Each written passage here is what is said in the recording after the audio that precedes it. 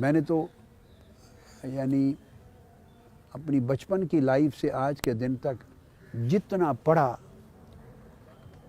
پڑھا اولیاء کا، سلف صالحین سے لے کے آج تک، اس سے بڑا وظیفہ پڑھا بھی نہیں ہے اور اس سے بڑا وظیفہ برتا بھی نہیں ہے۔ جو میں نے کیا اس سے بڑا وظیفہ کوئی نہیں دیکھا۔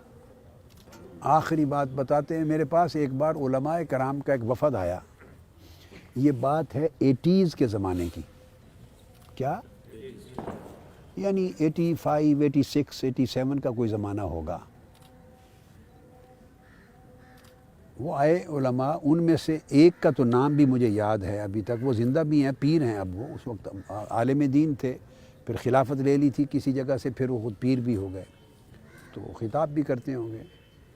تو اب تو عمر مجھ سے تھوڑی زیادہ ہوگی، اور کوئی 2-3 علماء ان کے ساتھ اور تھے، 3-4 کا وفد تھا، اور ان کو بھیجا تھا جامع نعیمیہ سے۔ ایک اجلاس ہوا جامع نعیمیہ میں،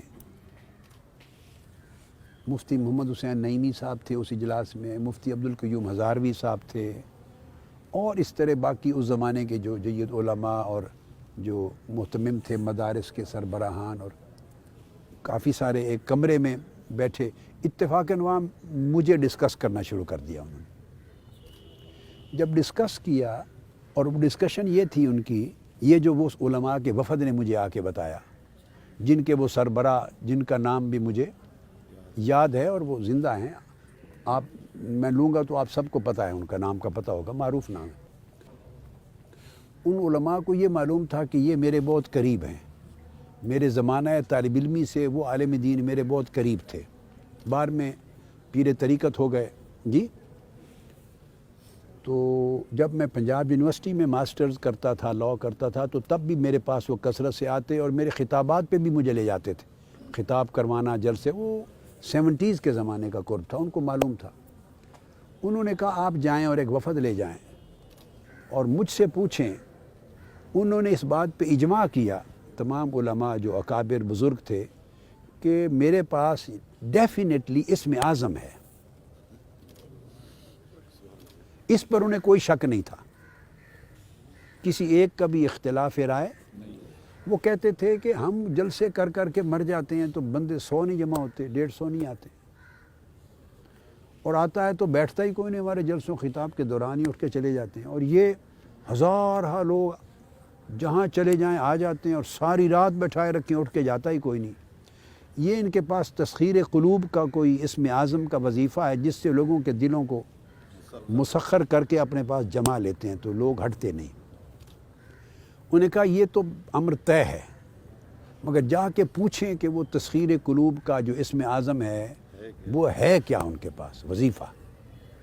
انہوں نے کہا ہم نے بھی دیکھا کئی بار، جب آتے ہیں تو پڑھ رہے ہوتے ہیں، پڑھتے ہیں، خطاب سے پہلے بھی پڑھ رہے ہوتے ہیں، بیٹھے بھی، بس ہر ایک نے اپنا اپنا قیاس۔ چونکہ سارے علماء اور اس زمانے کے بزرگ عالم دین سب میرے ساتھ ان کی ملاقات رہتی تھی نا، ساروں کی کثرت کے ساتھ۔ وہ میرے پاس آئے تو انہوں نے یہ بات مجھے بتا بھی دی ساری، اور کہا کہ ہماری ڈیوٹی لگی ہے، بتائیں کیا وظیفہ ہے آپ اس میں۔ میں نے کہا وظیفہ تو ہے، میں بتا دیتا ہوں، لیکن آپ کو یقین نہیں آئے گا، فائدہ نہیں، آپ مانیں گے نہیں۔ انہیں کہا نہیں ہمیں یقین آئے گا، ہماری تو بڑی زندگی گزری ہے آپ کے ساتھ۔ میں نے کہا آپ کو شاید آ جائے گا، تو ان باقی علماء کو ممکن ہے نہیں آئے گا، جو اس وقت ساتھ نہیں ہیں، لیکن یقین نہیں کریں گے آپ کو۔ انہوں نے اصرار کیا بتا دیں، میں نے کہا وظیفہ میرے ہے، میں بتا دیتا ہوں، مگر بشرطے کہ آپ یقین کرتے یقین کریں گے۔ جو میں نے آپ کو بتایا، میں نے کہا کہ میرے پاس جو وظیفہ جو میں کرتا ہوں وہ یہ وظیفہ ہے کہ میں کوئی وظیفہ مخلوق کی خاطر نہیں کرتا، کوئی وظیفہ مخلوق کے دھیان میں بھی نہیں کرتا، جو کرتا ہوں صرف اللہ کے لیے کرتا ہوں، اور اللہ کی رضا کے سوا عالم خلق میں سے کسی چیز کی طلب میں بھی کوئی وظیفہ نہیں کرتا۔ تو مخلوق کے لیے کوئی وظیفہ، کسی کے دل کھینچ اور تسخیر کر یا فلاں کر یا فلاں کر، کسی کو دھیان میں ہی نہ لانا، یہ میرا وظیفہ ہے، اور صرف اللہ کی طرف دھیان رکھتا ہوں۔ وہ مجھ سے سمجھ لیا انہوں نے۔ اس کے بعد اس موضوع پر نہیں ملے، بتا دیا ہوگا، اب اللہ بہتر جانے کسی نے یہ وظیفہ مانا یا مگر اس سے بڑا وظیفہ نہیں اگر آپ اس کو پریکٹس کریں. میں بچہ تھا، چھوٹی عمر میں ابا جی قبلہ کی زبان سے یہ نصیحت سنی تھی، اور یہ نصیحت کے الفاظ ان کے وضع کردہ نہیں تھے، یعنی یہ ایک معروف نصیحت تھی جو اس زبان میں چلتی تھی. یعنی پرانے لوگ یہ کہا کرتے تھے، میں نے ابا جی قبلہ سے سنا کہ ہتھ کار ول دل یار ول. کار سے مراد کام کاج، دنیا کا جو کام کاج آپ کے لیے فرض اور جائز ہے اس کے لیے ہاتھ بڑھائیں اور کرتے رہیں، مگر دل صرف یار کی طرف رکھیں، دل کبھی کسی کام کی طرف نہ ہو.